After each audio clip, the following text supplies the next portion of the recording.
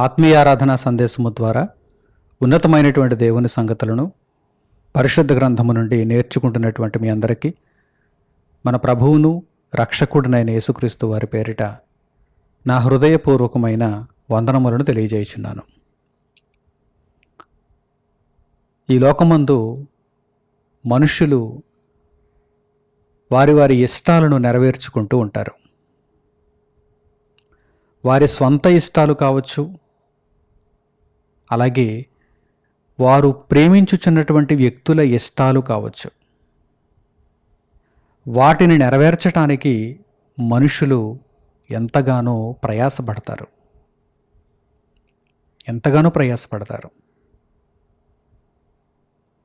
తమ స్వంత ఇష్టాలు కొన్ని ఉంటాయి. అలాగే ఇతరుల ఇష్టాలను కూడా నెరవేర్చే మనుషులు మనకు కనిపిస్తూ ఉంటారు. ఎవరినైతే ఎక్కువగా ఇష్టపడుతున్నారో, ఎవరినైతే ఎక్కువగా ప్రేమిస్తున్నారో వారి యొక్క ఇష్టాలను కూడా నెరవేర్చేటువంటి మనుషులు మనకు కనిపిస్తారు. తల్లిదండ్రుల ఇష్టాలను నెరవేర్చేటువంటి పిల్లలు, పిల్లల ఇష్టాలను నెరవేర్చేటువంటి తల్లిదండ్రులు, భార్య ఇష్టాన్ని నెరవేర్చే భర్త, భర్త ఇష్టాన్ని నెరవేర్చే భార్య, అలాగే రక్త సంబంధికులు, బంధువులు, అలాగే ఇరుగు పొరుగువారు, ఒక నియోజకవర్గంలోని ప్రజలు, ఒక ప్రాంతంలోని ప్రజలు, ఇలా స్వంత ఇష్టాలు, ఇతరుల ఇష్టాలు, వాటిని నెరవేర్చటానికి మనుషులు ఎంతగానో శ్రమిస్తారు, ఎంతగానో ఆలోచిస్తారు, ఎంతగానో ఖర్చు చేస్తారు. ఒక్కోసారి ఆ ఇష్టాలను నెరవేర్చే క్రమంలో ప్రాణాలను కూడా అర్పిస్తూ ఉంటారు. ఈ విషయాన్ని ఈ సందర్భంలో నేను ఎందుకు జ్ఞాపకం చేస్తున్నానంటే, మనందరికీ కన్నతండ్రి అయినటువంటి దేవునికి కూడా ఒక ఇష్టం ఉంది. పరలోకమందున్న దేవునికి కూడా ఒక ఇష్టం ఉంది, ఒక చిత్తం ఉంది, ఒక ఆలోచన ఉంది, ఒక సంకల్పం ఉంది. భూమి మీదకి పంపబడినటువంటి మనుషులు ఈ విధంగా బ్రతకాలి అనేటువంటి ఒక కోరిక దేవునిలో ఉంది. మనం ఏదైనా ఒక వస్తువును కొనుక్కున్నప్పుడు ఆ వస్తువు ఎలా ఉపయోగపడాలని మనం అనుకుంటున్నామో అలా ఉపయోగపడితేనే మనకు ఆనందంగా ఉంటుంది. ఒక వస్తువు ఎలా ఉపయోగపడాలని మనం కోరుకుంటున్నామో అలా ఉపయోగపడితేనే మనకు ఆనందంగా ఉంటుంది. మన ఆలోచనకు భిన్నంగా అది పనిచేస్తుంది అనుకోండి, మన ఆలోచనకు భిన్నంగా పనిచేస్తుంది, అప్పుడు ఆ వస్తువు మీద మనకు ఇష్టం ఉండదు. ఎందుకంటే మన ఆలోచనను నెరవేర్చలేకపోతుంది. మన ఆలోచనను లేక మన యొక్క ఇష్టాన్ని ఆ వస్తువు నెరవేర్చలేకపోతుంది. కనుక ఆ వస్తువు మీద మనకి ఇష్టం ఉండదు. దానికంటూ ఒక పర్పస్ ఉంది. ఆ పర్పస్ నెరవేరితేనే మనకిష్టం. ఉదాహరణకు గోడ గడియారాన్ని తీసుకోండి, లేక చేతి గడియారాన్ని తీసుకోండి. సరిగ్గా సమయాన్ని చూపించాలి. తిరగడం అయితే తిరుగుతుంది, కానీ స్లోగా తిరగడమో లేక వేగంగా తిరగడమో జరుగుతుంది అనుకోండి, మనకిష్టం ఉంటుందా? తిరుగుతుంది. గోడ గడియారం తిరుగుతుంది, కానీ వేగంగా తిరుగుతుంది. 12 గంటలకు 1 గంట చూపిస్తుంది, లేక 5 గంటలకు 7 గంటలు చూపిస్తుంది. ఇలా వేగంగా తిరుగుతుంది అనుకోండి, మనకిష్టం ఉంటుందా? దానిని రిపేర్ చేయించాలనుకుంటాం, లేదంటే దాని స్థానంలో క్రొత్తది తీసుకురావాలనుకుంటాం. లేక స్లోగా తిరుగుతుంది అనుకోండి, అది మనకి ఇష్టం ఉండదు. 9 గంటలకు 7 గంటలే చూపిస్తుంది అనుకోండి, ఇష్టం ఉండదు. అది సరైనటువంటి సమయాన్ని చూపించాలి. దాని పర్పస్ అది, ఆ వస్తువు యొక్క పర్పస్ అదే. ఆ పర్పస్ను అది నెరవేరుస్తుందని ఆ వస్తువును మనం కొనుక్కున్నాం. పర్పస్ నెరవేరకపోతే అది మనకు అక్కర్లేదు. అలాగే ఒక ద్విచక్ర వాహనం, ఒక బైక్, ఒక స్కూటర్ మన అవసరాలకు తగ్గట్టుగా అది ఉపయోగపడాలి. అప్పుడు దాని వలన మనకు ఆనందం కలుగుతుంది, సంతోషం కలుగుతుంది. ఇలా ఏ వస్తువునైనా మీరు తీసుకోండి, ఉదాహరణగా ఏ వస్తువునైనా మీరు తీసుకోండి, అది సరిగ్గా మన అంచనాలకు తగ్గట్టుగా పనిచేసినప్పుడు ఆ వస్తువు మీద మనకు ఎంతో మక్కువ ఉంటుంది, దాని పర్పస్ని అది ఫుల్ఫిల్ చేస్తుంది అని మనము సంతోషపడుతూ ఉంటాం. ఇప్పుడు దేవుని దగ్గర మీరు ఆలోచన చేయండి. మనుషులను భూమి మీదకి దేవుడు పంపిస్తున్నాడు. పంపబడినటువంటి మనుషులు వారి పర్పస్ని ఫుల్ఫిల్ చేసుకుంటున్నారా? దేవుడు ఎవరి యందు సంతోషించగలుగుతున్నాడు? ఎవరి యందు ఆనందించగలుగుతున్నాడు? ఎవరైతే తన ఇష్టమును తెలుసుకొని ఆ దేవుని ఇష్టాన్ని భూమి మీద నెరవేరుస్తారో వారి యందే కదా దేవుడు ఆనందించగలడు. మనుషులు ఇదిగో ఈ ప్రకృతి ఒడిలోనికి రాగానే వారికంటూ కొన్ని ఇష్టాలు ఉంటున్నాయి, ఆ ఇష్టాలను నెరవేర్చుకోవటానికే ఆలోచన చేస్తున్నారు. అలాగే వారు ప్రేమిస్తున్నటువంటి వ్యక్తుల యొక్క ఇష్టాలున్నాయి, వాటిని నెరవేర్చుకోవడానికే ఆలోచన చేస్తున్నారు. మరి నన్ను పంపినటువంటి దేవుని యొక్క ఇష్టం ఒకటి ఉంది, దానిని నెరవేర్చాలి అనేటువంటి ఆలోచన ఎవరిలోనైనా ఉందా? ఈ ఆలోచన ఎప్పుడు ఉండాలి? ఈ ఆలోచన ఎప్పుడు ఉండాలి? తల్లి గర్భంలో నుండి బయటకు వచ్చింది మొదలుకొని ఈ ఆలోచన ఉండాలి. ఏ ఆలోచన? నన్ను పంపిన వాని ఇష్టాన్ని తెలుసుకొని ఆ ఇష్టాన్ని నేను నెరవేర్చాలి అనేటువంటి ఆలోచన. ఈ విషయాన్ని పరిశుద్ధ గ్రంథంలో వ్రాయబడిన వాక్య భాగముల ద్వారా మనం నేర్చుకుందాం. యేసుక్రీస్తు ప్రభువు శరీరధారిగా ఈ లోకములో ప్రవేశించినప్పుడు ఇదిగో సరిగ్గా ఈ విషయాన్ని జ్ఞాపకం చేసుకుంటున్నారు. పరలోకమందున్న తండ్రి అయిన దేవుడు నన్ను భూమి మీదకు పంపించాడు, లోకములోనికి పంపించాడు. నా ఇష్టాన్ని నెరవేర్చుకోవటానికో లేక లోకమందు ఇదిగో నా తరంలో పుట్టినటువంటి వ్యక్తులలో నాకు ఇష్టమైనటువంటి మనుషుల యొక్క ఇష్టాలను నెరవేర్చుకోవటానికో నేను రాలేదు, నా తండ్రి ఇష్టాన్ని నెరవేర్చడానికి నేను వచ్చాను అని యేసుక్రీస్తు ప్రభువారు తెలియజేస్తున్నారు. అనేక సందర్భాలలో ఆయన ఈ మాటలను పలికారు. నా ఇష్టమును నెరవేర్చుకున్నటకు నేను రాలేదు, నా తండ్రి ఇష్టాన్ని నెరవేర్చడానికి వచ్చాను అంటున్నారు ఆయన. శిలువ మరణానికి వెళుతున్నప్పుడు కూడా తండ్రి నా చిత్తము కాదు, నా చిత్త ప్రకారము కాదు, నీ చిత్త ప్రకారమే జరుగునేమో, నీ చిత్తమే సిద్ధించునుగాక. ఎందుకంటే ఒక మనిషి ఈ లోకములో ప్రవేశించాడంటే ఆ మనిషి యొక్క జీవితానికి పరమార్థం ఏంటి, పర్పస్ ఏంటి? నీ ఇష్టాన్ని తెలుసుకోవటం, నీ ఇష్టాన్ని నెరవేర్చడమే. ఇదిగో వ్రాయబడినటువంటి ఈ వాక్య భాగాన్ని ఒక్కసారి జ్ఞాపకం చేసుకోండి. అపోస్తలుడైన పౌలు గారు హెబ్రీయులకు రాసిన పత్రిక 10వ అధ్యాయము 5వ వాక్యం నుండి జాగ్రత్తగా మీరు చూడండి. అపోస్తలుడైన పౌలు గారు హెబ్రీయులకు రాసిన పత్రిక 10వ అధ్యాయము 5వ వాక్యం నుండి, కాబట్టి ఆయన ఈ లోకమందు ప్రవేశించినప్పుడు ఇలాగు చెప్పుచున్నాడు, బలియు అర్పణయు నీవు కోరలేదు గాని నాకొక శరీరమును అమర్చితివి, పూర్ణ హోమములను పాప పరిహారార్థ బలులను నీకిష్టమైనవి కావు. అప్పుడు నేను గ్రంథపు చుట్టలో నన్ను గూర్చి వ్రాయబడిన ప్రకారము దేవా నీ చిత్తము నెరవేర్చుటకు ఇదిగో నేను వచ్చియున్నానంటిని. ఈ మాటలను జాగ్రత్తగా మీరు అర్థం చేసుకోవాలి, జాగ్రత్తగా అర్థం చేసుకోవాలి. మనుషులు ఏమనుకుంటున్నారు? దేవునికి ఇష్టమైనవి ఏంటంటే ఇదిగో పువ్వులు, ఫలాలు, మేము వండినటువంటి పదార్థాలు, మేము ముద్రించుకున్నటువంటి రంగునోట్లు, ఇటువంటివి దేవునికి ఇష్టమేమో అనుకుంటున్నారు. ఇవి నీకు ఇష్టమైనవి కావు అంటున్నారు యేసుక్రీస్తు ప్రభువు. అవి నీకు ఇష్టమైనవి కావు. మరి నీకు ఇష్టమైనది ఏమిటి? గ్రంథపు చుట్టలో ఉంది. ఎక్కడుంది? దేవునికి ఇష్టమైనది ఏమిటో తెలుసుకోవాలంటే ఎక్కడుంది? గ్రంథపు చుట్టలో ఉంది. అంటే ఎక్కడ? గ్రంథపు చుట్ట అంటే ఏమిటి? లేఖనములు, వ్రాయబడినటువంటి దేవుని మాటలు. నీ వాక్యంలో ఉంది, దేవుని వాక్యంలో ఉంది. దేవుని చిత్తము. దేవుని చిత్తం ఏమిటో, దేవుని ఇష్టం ఏమిటో తెలుసుకోవాలంటే ఇప్పుడు మనం ఎక్కడికి వెళ్ళాలన్నమాట? పరిశుద్ధ గ్రంథం దగ్గరికి వెళ్ళాలి, దేవుని వాక్యం దగ్గరికి వెళ్ళాలి. గ్రంథపు చుట్టలో ఉంది. ప్రతి మనిషి యొక్క జీవిత పరమార్థం గ్రంథపు చుట్టలో ఉంది, లేఖనములలో ఉంది, పరిశుద్ధ గ్రంథంలో ఉంది. ఇదిగో నీవు ఈ విధంగా బ్రతికితే నాకు ఇష్టం అని దేవుడు అంటున్నాడు. ఎప్పుడైనా ఆలోచన చేశారా? మీ ఇష్టాలను అదే పనిగా దేవునితో చెబుతూ ఉంటారు.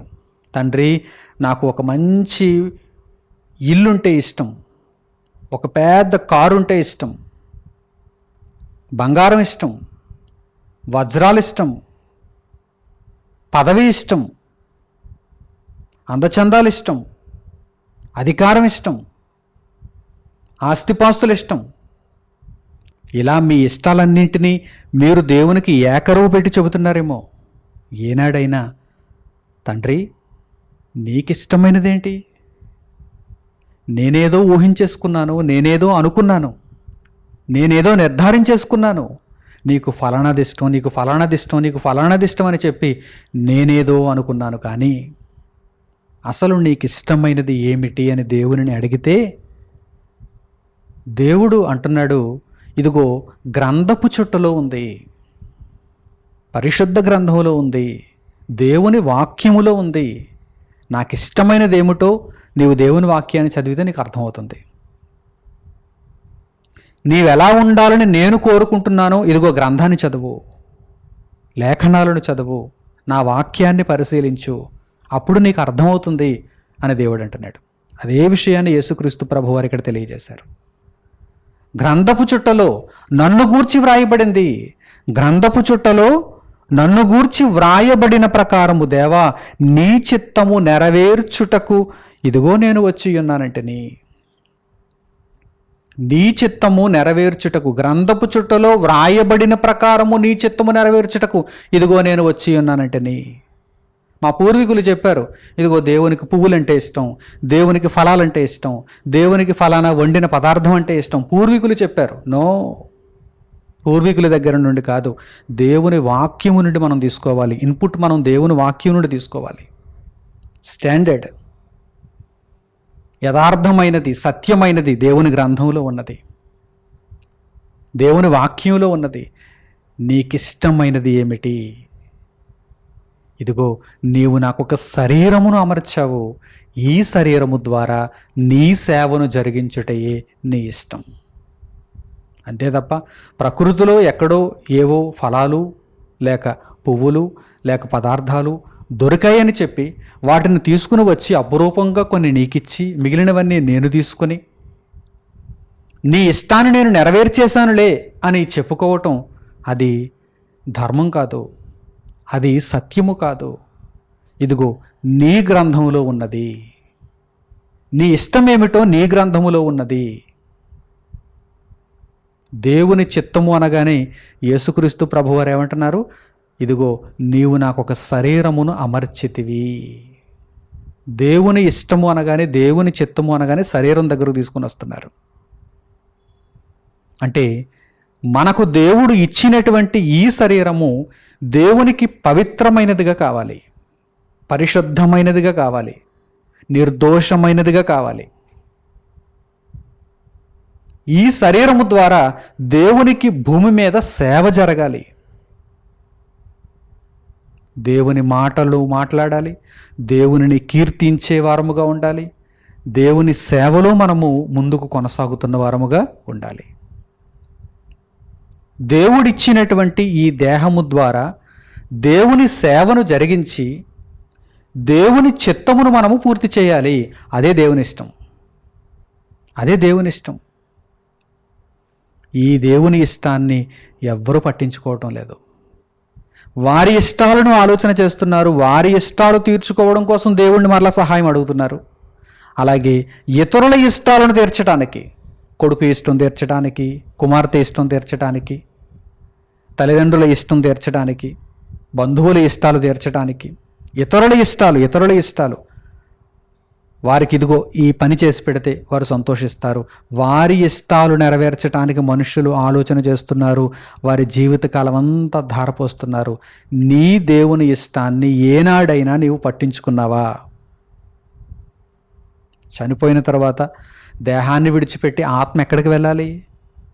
కొడుకు దగ్గరక, కూతురు దగ్గరక, తల్లి దగ్గరక, తండ్రి దగ్గరక, మేనమామ దగ్గరక, అత్తమ్మ దగ్గరక, రక్త సంబంధికులలో ఇంకా ఎవరైనా ఉంటే వారి దగ్గరక, బంధువుల్లో ఎవరైనా ఉంటే వారి దగ్గరక, ఇరుగు పొరుగు వారి దగ్గరక, మన పల్లెలో ఉన్న వారి దగ్గరక? దేవుని దగ్గరకు వెళ్ళాలి. దేవుని ముందు చేతులు కట్టుకుని నిలబడాలి. దేవుని దగ్గర మనము జవాబుదారీగా ఉండాలి. ఇదిగో నిన్ను పంపించాను భూమి మీదకి, నేను పంపించాను భూమి మీదకి, నా ఇష్టాన్ని నెరవేరుస్తావని భూమి మీదకి పంపించాను. ఏం చేసావు? సుమారు 70 ఏళ్ళు ఆయుష్కాలం ఇచ్చాను, సుమారు 80 ఏళ్ళు ఆయుష్కాలం ఇచ్చాను, సుమారు 90 ఏళ్ళు ఆయుష్కాలం ఇచ్చాను. ఏం చేసావు? ఎవరి ఇష్టాన్ని నెరవేర్చావు? నీ ఇష్టాన్ని నెరవేర్చుకున్నావు. నీవు ప్రేమించిన వారి ఇష్టాలన్నీ కూడా నెరవేర్చావు. మరి నా ఇష్టాన్ని ఒక్కసారైనా ఆలోచన చేశావా? నన్ను పంపించిన నా తండ్రి అయిన దేవునికి ఏదైనా ఇష్టం ఉందా? నేను ఎలా ఉండాలని ఆయన కోరుకుంటున్నాడు? ఎందుకొరకు ఆయన ఈ భూమి మీదకు నన్ను పంపించాడు? నేను ఎలా జీవిస్తే ఆయనకి ఇష్టం? ఎప్పుడైనా నీవు ఆలోచన చేసావా? ఎప్పుడైనా ఆరా తీసావా? ఎప్పుడైనా పరిశుద్ధ గ్రంథమును తెరచి ఈ విషయమై నీవు ఆలోచిస్తూ దేవుని గ్రంథాన్ని చదివావా? చదివితే నీకు అర్థమవుతుంది. ఇదిగో నీకు నేను ఇచ్చినటువంటి దేహం ఉంది చూసావా, ఆ దేహము ద్వారా నీవు నాకు సేవను జరిగించాలని ఈ భూమి మీదకు నిన్ను పంపించాను. కానీ అదే దేహాన్ని నీకిష్టమైనట్టుగా నీవు వాడుకున్నావు. ఆ దేహముతోనే కదండి ఈరోజు అందరూ వారి వారి ఇష్టాలను నెరవేర్చుకుంటున్నారు. ఆ దేహముతోనే దేవునికి కూడా పనుంది. ఆ దేవుని ఇష్టాన్ని మనుషులు పట్టించుకోకున్నారు. వారి ఇష్టాలు, ఇతరుల ఇష్టాలు నెరవేర్చడానికి ఈ దేహాన్ని చావు వరకు ఖర్చు చేసుకుంటున్నారు, వినియోగించుకుంటున్నారు. చివరకు ఈ దేహము సమాధికి చేర్చబడుతుంది. ఆత్మ దేవుని సన్నిధికి వెళ్ళి అక్కడ నిలబడుతుంది. దేవుడు అడుగుతున్నాడు, నీకు ఎంతకాలం ఆయుష్కాలం ఇచ్చాను, భూమి మీదకు పంపించాను, ఇంతకాలము నీకు ఆయుష్ని ఇచ్చాను, మరి నీవు నా కొరకు ఏం బ్రతికావు? నా ఇష్టాన్ని ఏమి నెరవేర్చావు? నా సంతోషాన్ని ఎప్పుడైనా నువ్వు పట్టించుకున్నావా అని దేవుడు అడుగుతూ ఉంటే, ప్రశ్న మీద ప్రశ్న దేవుడు వేస్తూ ఉంటే, సిగ్గుతో తలదించుకొని కన్నీరు కారుస్తూ, తండ్రి నీ కోసం ఏమీ బ్రతకలేకపోయాను, నీ ఇష్టాన్ని అసలు నేను తెలుసుకోలేకపోయాను, నీకంటూ ఒక ఇష్టం ఉంటుందని ఆ ఇష్టాన్ని నేను తెలుసుకోలేకపోయాను అని అక్కడ రోదిస్తూ తీర్పులోనికి వెళ్ళి ఆ తరువాత నిత్య నాశనానికి పంపబడితే ఆ ఆత్మ పరిస్థితి ఎంత ఘోరంగా ఉంటుందో చెప్పనలవి కాదు. చాలా భయంకరంగా ఉంటుంది. ఎవరు వర్ణించలేరు, వారి బాధను ఎవరు వర్ణించలేరు. కావాలనుకుంటే మీరు లూకాసు సువార్త 16వ అధ్యాయానికి వెళ్ళి ధనవంతుడు పడుతున్నటువంటి బాధను చూడండి. నేను పడుతున్న బాధ ఇక ఎవ్వరూ పడకూడదు అనుకుంటున్నాడు. భూమి మీద నాకు 5 సహోదరులు ఉన్నారు, బాబోయ్ వారు మాత్రం ఎక్కడికైతే రాకూడదు అని వేడుకుంటున్నాడు. వారు మాత్రం ఎక్కడికైతే రాకూడదు. చాలా భయంకరమైనటువంటి వేదన ఇది. నా ఇష్టాన్ని నేను నెరవేర్చుకున్నాను. ఇదిగో తండ్రి అయిన అబ్రహాము చెబుతున్నాడు, నా ఇష్టాన్ని నేను భూమి మీద నెరవేర్చుకున్నాను కనుక ఇక్కడికి వచ్చేసాను.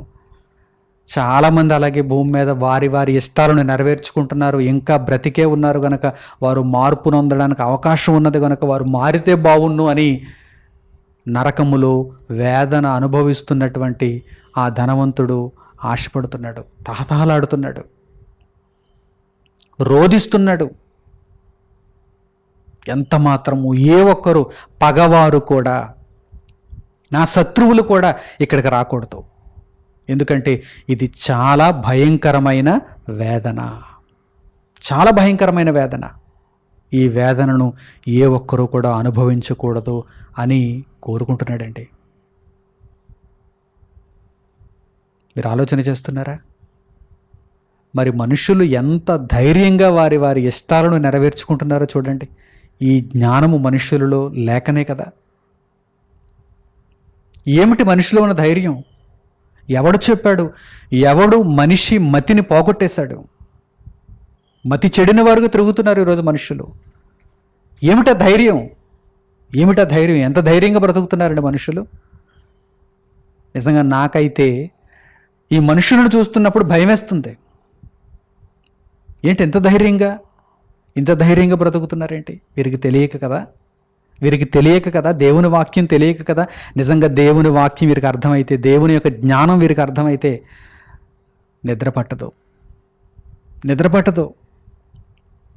ఏ క్షణమైనా లోపల లబ్ డబ్ అని కొట్టుకుంటున్నటువంటి ఈ గుండె ఆగిపోవచ్చే. ఆగిన మరుక్షణం ఆత్మ దేహాన్ని విడిచిపెట్టి వెళ్ళిపోతుంది. వెళ్ళిపోయిన తరువాత దేవుని సన్నిధిలో నిలువబడినప్పుడు ఏం సమాధానం చెప్పగలరు? దేవుని కొరకు వీరోచితంగా బ్రతికేమైనా వెళుతున్నారా? కనీసం దేవుని ఇష్టం ఏమిటో తెలుసుకోకుండా వెళ్ళిపోతున్నారు. ఫలానాది దేవుని ఇష్టం, ఇదిగో దేవుడు నాకు శరీరాన్ని ఇచ్చాడు, ఈ శరీరాన్ని పరిశుద్ధమైనదిగా దేవుని కొరకు సమర్పించాలి, నిర్దోషమైనదిగా దేవుని కొరకు నేను సమర్పించాలి. నిరంతరము పాపపు ఆలోచనలతో ఉంటున్నాను, పాపపు క్రియలను చేస్తున్నాను, పాపపు మార్గంలో నడుచుకుంటున్నాను. ఇటువంటి బ్రతుకు దేవునికి ఆమోదయోగ్యమైనది కాదు. దేవుడు నేను ఎలా ఉంటానని పంపించలేదు. ఉన్నతంగా దేవుని కొరకు బ్రతుకుతానని పంపించాడు. అది ఆయన ఇష్టం. ఆయన ఇష్టాన్ని తెలుసుకోవాలి. ఆయన కొరకు నేను ఇక మీదటైనా బ్రతకాలి అని చెప్పి ప్రభువైన యేసుక్రీస్తును రక్షకునిగా అంగీకరించి చేసిన పాపమును క్షమించమని వేడుకొని పశ్చాత్తాపపడి పరివర్తన నొంది బాప్తిస్మము ద్వారా దేవుని రాజ్యంలో చేర్చబడి దేవుని క్రియలు చేయవలసిన వారుగా ఉన్నారు మనుషులు. కానీ దేవుని ఇష్టము వారి యొక్క ఆలోచనలలో లేకపోవడం చేత వారు చాలా ధైర్యంగానే బ్రతుకుతున్నారు. కానీ కన్ను మూసిన తర్వాత చాలా భయంకరమైనటువంటి పరిస్థితుల్లోనికి వెళ్ళిపోతారని పరిశుద్ధ గ్రంథమును బట్టి ఖచ్చితంగా చెప్పచ్చు. ఇందులో ఎటువంటి సందేహం లేదండి. దేవుని మాటలను బట్టి ఇదిగో దేవుని ఇష్టాన్ని పట్టించుకోనటువంటి ప్రతి ఒక్కరూ కూడా నిత్య నాశనానికి సిద్ధమైపోతున్నారని ఖచ్చితంగా చెప్పచ్చు.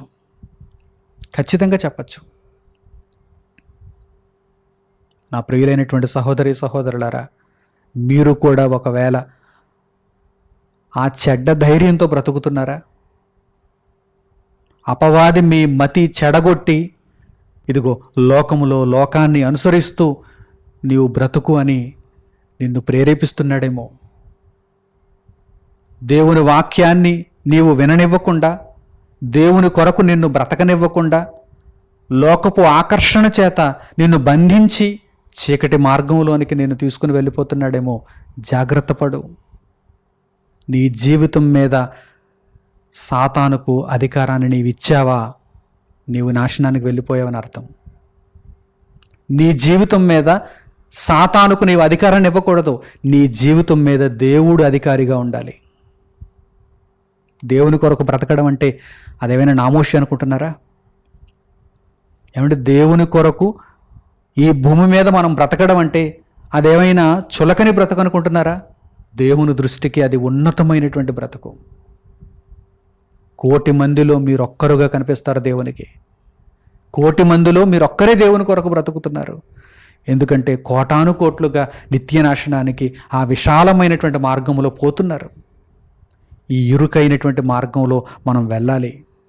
1,000,000కి ఒకరముగా మనం వెళ్ళాలి. మనం ఎప్పుడైతే మన జీవిత పగ్గాలు సాతానుకు అప్పగించేసామో అప్పుడు మనం ఓడిపోయినట్టే.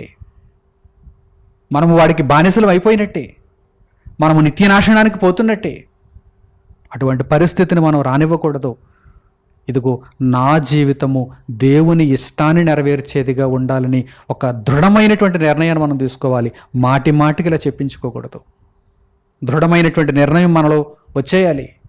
ఇక మరొకరు మరలా చెప్పేటువంటి పరిస్థితి ఉండకూడదు. నేను దేవుని కొరకు బ్రతకాలి, బ్రతుకుతున్నానంతే. మాట అంటే మాటే. నేను దేవుని కొరకు బ్రతకాలి, బ్రతుకుతున్నానంతే. నేను దేవుని వాక్యాన్ని విశ్వసించాను, దేవుని కొరకే నేను జీవిస్తున్నాను, దేవుని చిత్తములో వెళుతున్నాను అని మీరు చెప్పగలిగితే, అటువంటి బ్రతుకును మీరు కలిగి ఉండగలిగితే, అప్పుడు మీరు నిత్యత్వాన్ని స్వతంత్రించుకునేటువంటి అవకాశం కలుగుతుంది. పౌలు గారు రోమీలకు రాసిన పత్రిక 12వ అధ్యాయము 1వ వాక్యాన్ని ఈ సందర్భంలో జ్ఞాపకం చేసుకోండి. పౌలు గారు రోమీలకు రాసిన పత్రిక 12వ అధ్యాయము 1వ వాక్యము, కాబట్టి సహోదరులారా, పరిశుద్ధమును దేవునికి అనుకూలమునైన సజీవ యాగముగా మీ శరీరములను ఆయనకు సమర్పించుకొనుడని దేవుని వాత్సల్యమును బట్టి మిమ్మును బతిమాలుకొనుచున్నాను. సహోదరులారా, పరిశుద్ధమును దేవునికి అనుకూలమును మీ శరీరమును పరిశుద్ధమైనదిగా మార్చేయాలి. మీ ఆలోచనలు పరిశుద్ధతతో నిండిపోవాలి. మీ మాటలు పరిశుద్ధమైనవిగా ఉండాలి, కపటం ఉండకూడదు. మీ మాటలు పరిశుద్ధమైనవిగా ఉండాలి. మీ చేతలు పరిశుద్ధమైనటువంటి కార్యములు చేయాలి. మీ నడతలు పరిశుద్ధమైనటువంటి మార్గములలో ఉండాలి. పరిశుద్ధముగా మీరు మారిపోవాలి. యేసుక్రీస్తునందు మాత్రమే మనం పరిశుద్ధులుగా మారగలం. పాప పంకిలమైనటువంటి జీవితంలో నుండి బయటకు వచ్చి యేసుక్రీస్తు ప్రభువును రక్షకునిగా అంగీకరించి ప్రభువులో మనము జీవిస్తేనే మనం పరిశుద్ధులుగా మారగలం. కాబట్టి సహోదరులారా, పరిశుద్ధమును దేవునికి అనుకూలమునైన, దేవునికి అనుకూలమైనది ఏమిటి? మనము ఇచ్చేటువంటి పువ్వుల, మనము ఇచ్చేటువంటి ఫలముల, మనము వండిన పదార్థాల, మనం ఇచ్చే డబ్బు కట్టల. దేవునికి అనుకూలమైనది ఏమిటి? నీ జీవితం. పాపముతో నిండిపోయిన జీవితం కాదు, పరిశుద్ధతతో నిండిన జీవితం దేవునికి అనుకూలమైనది. పరిశుద్ధమును దేవునికి అనుకూలమునైన సజీవ యాగముగా, సజీవ యాగముగా. ఏమండి, ఈ మాటను ఎప్పుడైనా లోతులకు వెళ్ళి ఆలోచించారా? సజీవ యాగముగా. ఆ పదాన్ని ఎప్పుడైనా మీరు లోతులకు వెళ్ళి ఆలోచన చేశారా? In depth meaning. సజీవ యాగముగా. ఏదైనా ఒక బలి దేవుని కొరకు మనము సమర్పించామనుకోండి, బలి ఇవ్వబడినటువంటి జీవి ఏమవుతుంది? చనిపోతుంది. అంతేనా? బలిగా ఇచ్చినటువంటి జీవి ఏమవుతుంది? చనిపోతుంది. బలిపీఠం మీద చనిపోతుంది, చంపేస్తారు. ఏదైనా ఒక యాగము దేవునికి చేసామనుకోండి, ఒక పక్షినో, ఒక కోడెనో, ఒక పొట్టేలునో, ఒక మేకనో, మన పాపముల నిమిత్తము ధర్మశాస్త్ర కాలంలో అలాగే ఇశ్రాయేలులు ఇచ్చేవారు. ఒక యాగముగా, ఒక బలిగా వారు ఏదైనా ఒక జీవిని సమర్పించినప్పుడు అవి ఏమవుతాయి? చనిపోతాయి. రక్తతర్పణ, రక్త ప్రోక్షణ. కానీ ఇదిగో ఇక్కడ దేవునికి అనుకూలమైనది ఏమిటి? మన శరీరము.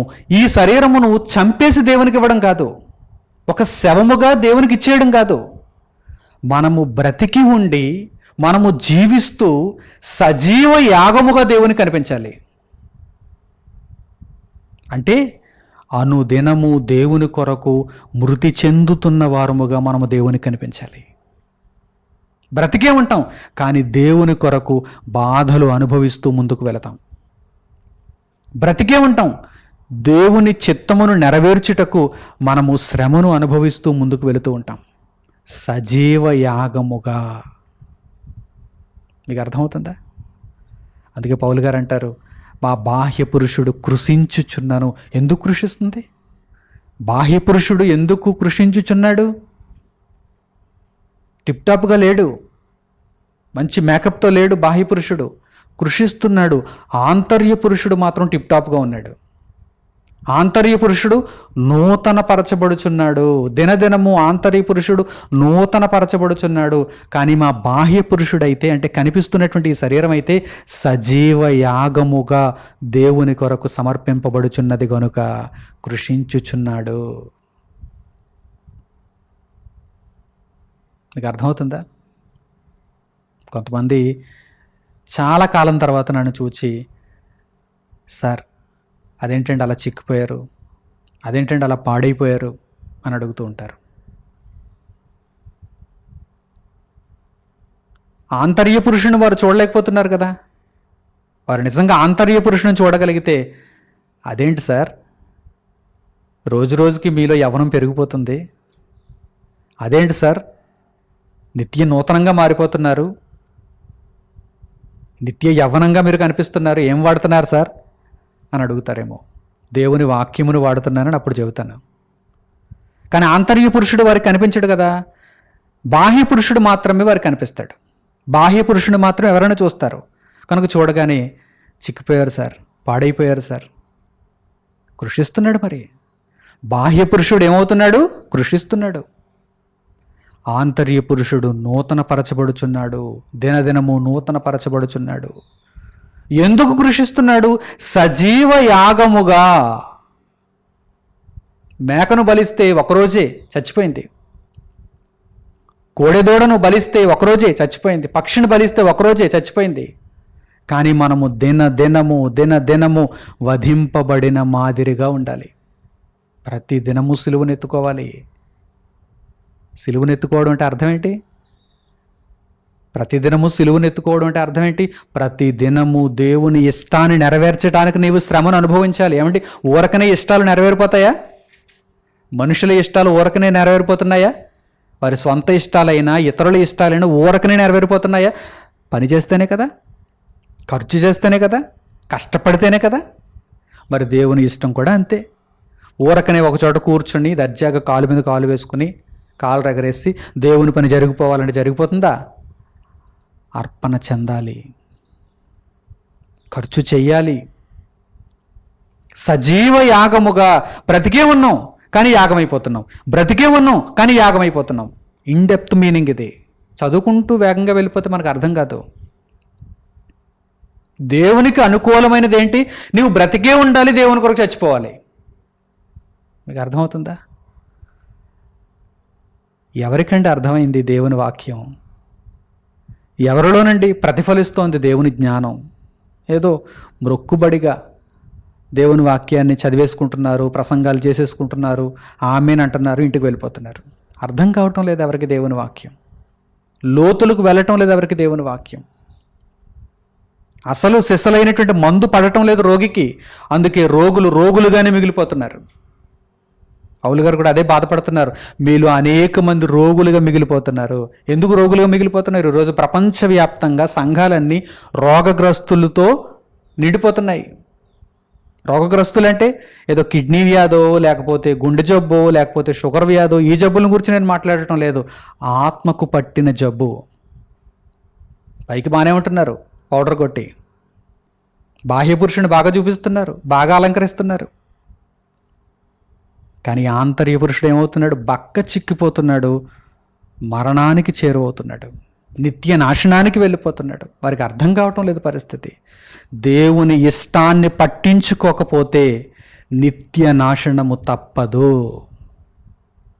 ఇదిగో పరిశుద్ధమును దేవునికి అనుకూలమునైన సజీవ యాగముగా. ప్రతిరోజు నీవు చావాలి. ఎవరి కొరకు? దేవుని కొరకు. కొంతమంది ప్రతిరోజు చేస్తుంటారు. ఎవరి కొరకు? వారి కొరకు, వారి కుటుంబం కొరకు. చచ్చిపోతున్నానండి అంటుంటారు. ఏమంటుంటారు?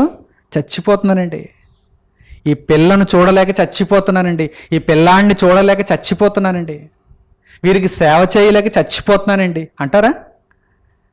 ఈనాడైనా దేవుని కొరకు బ్రతుకుతూ చచ్చిపోతున్నానండి అని ఎవరి నోటనైనా వినిపిస్తుందేమో అని చూద్దామంటే ఎవరి నోట వినిపించదు. ఏమిటి?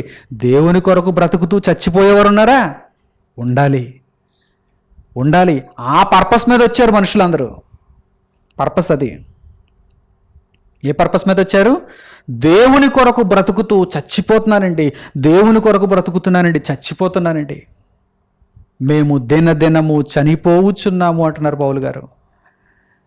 మేము దినదినము చనిపోవచ్చున్నాము అంటున్నారు పౌలు గారు. నీతిమంతుడు ఆయన. అపొస్తలులు, నీతిమంతులు హతసాక్షులైపోయారు దేవుని కొరకు. ఇచ్చిన మాటను నిలబెట్టుకున్నారు. నీ కొరకు బ్రతుకుతానంటే బ్రతికారంతే చివరి వరకు. అంతే తప్ప మధ్యలో మరల మాట మార్చలేదు, మడము తిప్పలేదు, వెనకడుగు వేయలేదు. నీ కొరకు బ్రతుకుతానంటే బ్రతికారంతే. సజీవ యాగముగా మారిపోవాలి మనం. ప్రతిరోజు చావాలి దేవుని కొరకు, ప్రతిరోజు చావాలి. బ్రతికే ఉంటాం, కానీ దేవుని కొరకు అంతగా మనము శ్రమిస్తూ ఉండాలి, కష్టపడుతూ ఉండాలి. దేవుని కొరకు మనము బ్రతుకుతూ ఉండాలి. అనేక ఆత్మలను రక్షించు నిమిత్తము మనము ఆలోచిస్తూ ముందుకు వెళ్ళాలి. అది దేవుని చిత్తం. పరిశుద్ధము, దేవునికి అనుకూలమునైన సజీవ యాగముగా మీ శరీరములను, సజీవ యాగములు అని అన్నాడని ఏదో ఒక దూడనో ఏదో ఒక పక్షినో రోజు ఒక్కొక్కటి తెచ్చేకండి. మీ శరీరమే, మీ శరీరమే, మీ శరీరములే దేవునికి సజీవ యాగముగా కావాలి. ఇది దేవునికి అనుకూలమైనది, ఇదే దేవుడు కోరుకుంటున్నది, ఇదే దేవుని చిత్తము. గ్రంథంలో ఉంది, ఈ విషయం గ్రంథంలో ఉంది. గ్రంథపు చుట్టలో నీ చిత్తమును నేను తెలుసుకున్నాను, ఇదిగో నీ చిత్తమును నెరవేర్చుచున్నానంటున్నారు యేసుక్రీస్తు ప్రభు. గ్రంథములో ఉంది. సజీవ యాగముగా మీ శరీరములను ఆయనకు సమర్పించుకొనుడి. పిల్లాడికి సేవ చేయలేక చచ్చిపోతున్నావా? భర్తకు సేవ చేయలేక చచ్చిపోతున్నావా? తల్లికి సేవ చేయలేక చచ్చిపోతున్నావా? నీవు దినదినము చచ్చిపోవలసింది ఎవరి కొరకో తెలుసా? నీ దేవుని కొరకు. దేవుని ఏనాడు పట్టించుకోలేదే, ఇంత గొప్పగా దేవుని ఏనాడు పట్టించుకోలేదే. ఎప్పుడూ కూడా అవసరతలు, కోరికలు.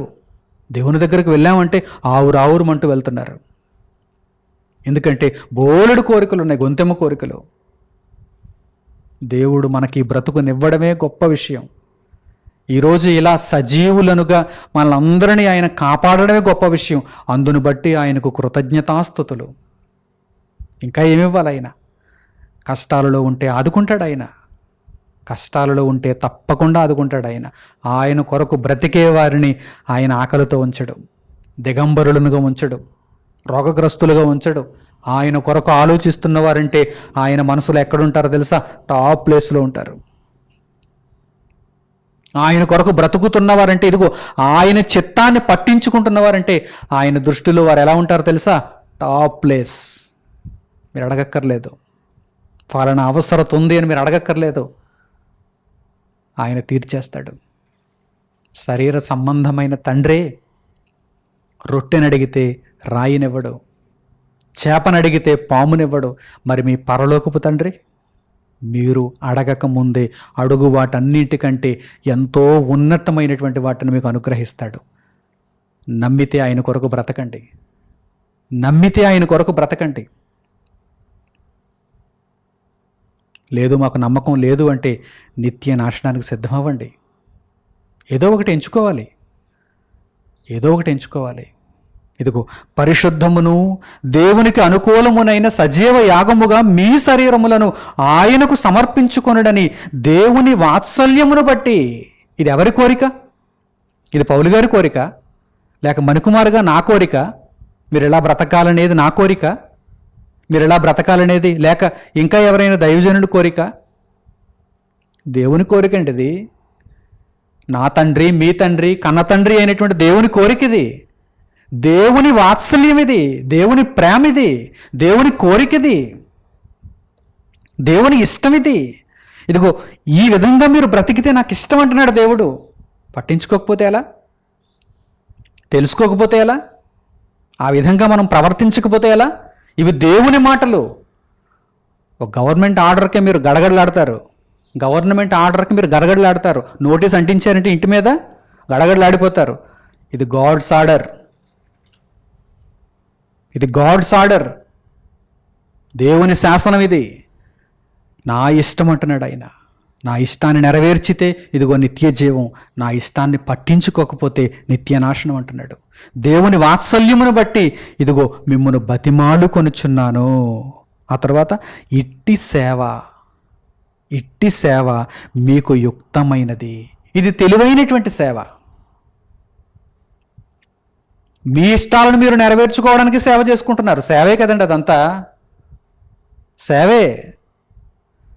ఉదయం నుంచి సాయంత్రం వరకు గొడ్డు చాకిరి, దేనికోసం? ఉదయం నుండి సాయంత్రం వరకు పురుషులైతే వారి వారి వృత్తులలో, వారి వారి పనులలో, వారి వారి ఉద్యోగాలలో గొడ్డు చాకిరి. స్త్రీలైతే ఇంటి దగ్గర గొడ్డు చాకిరి. కొంతమంది ఉద్యోగినులైతే వారు గొడ్డు చాకిరి. యుక్తమైనటువంటి చాకరీ ఏంటో చెప్పమంటారా? యుక్తమైనటువంటి సేవ ఏంటో చెప్పమంటారా? దేవుని ఇష్టాన్ని తెలుసుకోండి, దేవుని ఇష్టాన్ని నెరవేర్చండి. 24 గంటలు గొడ్డు చాకరీ మీకోసం, మీ వారి కోసం. మీ వారి కళ్ళల్లో ఆనందాన్ని చూడాలి మరి మీరు. మీ ఇష్టాన్ని నెరవేర్చుకోవాలి మరి మీరు. మరి దేవుని ఇష్టాన్ని ఎవడు నెరవేరుస్తాడు? ఎవడు నెరవేరిస్తే వాడే నిత్య జీవానికి వెళతాడు. నీవు దేవుని ఇష్టాన్ని పట్టించుకోకపోతే నీవు నిత్య నాశనానికి వెళ్ళిపోతావు. కనుక ఈ మాటలన్నింటినీ కూడా జాగ్రత్తగా మనస్సున పెట్టు ఓ సహోదరా, ఓ సోదరి. ఈ మాటలన్నింటినీ కూడా జాగ్రత్తగా మనస్సున పెట్టు. వీటిని కోల్పోకు, వీటిని ప్రక్కన పెట్టకు, వీటిని చులకనగా చూడకు. ఇవి దేవుని మాటలు, ఇవి దేవుని మాటలు. Order from God. మరలా చెబుతున్నాను, చులకనగా తీసుకోవద్దు. Order from God. మీరు నా ఇష్టాన్ని నెరవేర్చడానికి పంపబడ్డారు. ఇప్పటికైనా కళ్ళు తెరుచుకోండి. చాలా కాలం గడిచిపోయింది, సరే విడిచిపెట్టండి. మనము భూతకాలాన్ని మార్చలేము, గతాన్ని మనం మార్చలేము, కానీ భవిష్యత్తును మార్చగలం. భవిష్యత్తును ఇదిగో దేవునికి అనుకూలమైనదిగా మలచుకోగలం. అది మన చేతుల్లో ఉంది. గతం మన చేతుల్లో లేదు, అయిపోయింది. గతం మన చేతుల్లో లేదు, అయిపోయింది. దాని గురించి దిగులు చెందకండి. ప్రభువైన యేసుక్రీస్తు దగ్గరకు వెళ్ళి, అనగా ఆయనను మీ హృదయములోనికి ఆహ్వానించి, ఆయనను మీ స్వరక్షకునిగా అంగీకరించి, మీ పాపములను కడిగివేయమని ఆయనను మీరు ప్రార్థించగలిగితే మీ గత పాపములు ఇక జ్ఞాపకమునకు తెచ్చుకొనబడవు. ప్రభువు రాజ్యంలో మీరు చేర్చబడటానికి బాప్తిస్మము ద్వారా మీరు నూతనముగా జన్మించగలిగితే, భవిష్యత్తును దేవునికి అనుకూలమైనదిగా మీరు మలచుకోగలిగితే, ఇక మీదట మీరు దేవుని కొరకు బ్రతకాలి. ఇక మీదట మీరు దేవుని కొరకు బ్రతకాలి. అలా బ్రతికితేనే నిత్య జీవాన్ని మీరు స్వతంత్రించుకుంటారు. లేదంటే నిత్యము ఏడ్పుతో, పండ్లు కొరుకుటతో ఉన్నటువంటి భయంకరమైనటువంటి నరకానికి మీరు పంపబడతారు. మంచి నిర్ణయాలే, యుక్తమైనటువంటి నిర్ణయాలే మీరు అందరూ తీసుకుంటారని హృదయపూర్వకంగా కోరుకుంటూ ఈ సందేశమును ఇంతటితో నేను ముగిస్తున్నాను. తండ్రి అయిన దేవునికి ప్రార్థనలో ఏకీభవించండి. మహోన్నతుడును మహాపరిశుద్ధుడునైన మా కన్న తండ్రి, ఉన్నతమైనటువంటి మీ సంగతులను చక్కని వివరణతో, లోతైనటువంటి అర్థములను తెలియజేస్తూ మా హృదయములకు దయచేసినందుకు మా హృదయపూర్వకమైన కృతజ్ఞతాస్తుతులను మీకు తెలియజేస్తున్నాము. మా తండ్రి, మమ్మను మీరు మర్చిపోకుండా, విడిచిపెట్టకుండా సకాలములో చక్కని సంగతులను బోధించారు, నేర్పించారు.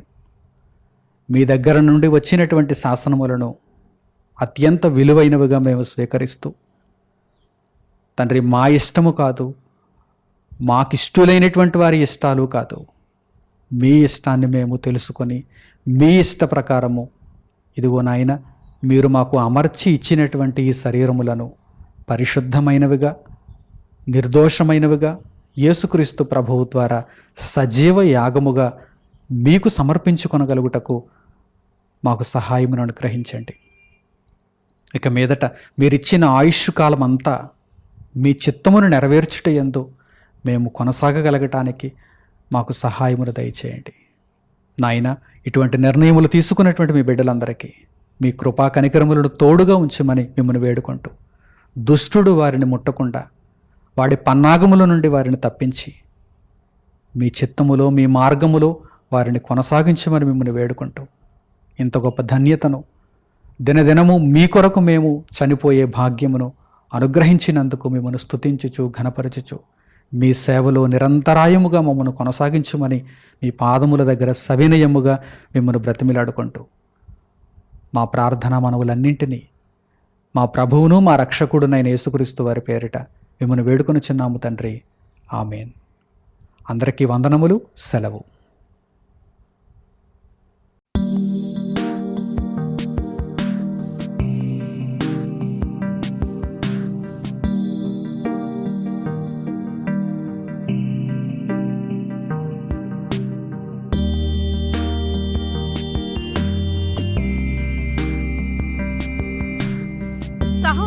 మణికుమార్ గారు ప్రసంగించిన ఎన్నో ఆత్మ సంబంధమైన సంగతులను ఉచితముగా వీక్షించుటకు మా యూట్యూబ్ ఛానల్స్ ను తప్పక దర్శించండి. మా సమాచారమును ఎప్పటికప్పుడు తెలుసుకుని ఆత్మీయాభివృద్ధి నొందవలనంటే మా యూట్యూబ్ ఛానల్స్ ను సబ్స్క్రైబ్ చేసుకోండి. సత్వర నోటిఫికేషన్ల కొరకు సబ్స్క్రైబ్ బటన్ ప్రక్కనే ఉన్న బెల్ సింబల్ ను క్లిక్ చేయండి. మరిన్ని వివరములకు మీరు సంప్రదించవలసిన మా ఫోన్ నెంబర్స్ 8978414178 మరియు 83392766. ధన్యవాదములు. ఈ కార్యక్రమమును అనేక మందికి పరిచయం చేయగలరని ఆశిస్తున్నాము. ప్రభువైన యేసుక్రీస్తు పేరిట మీకు శుభములు.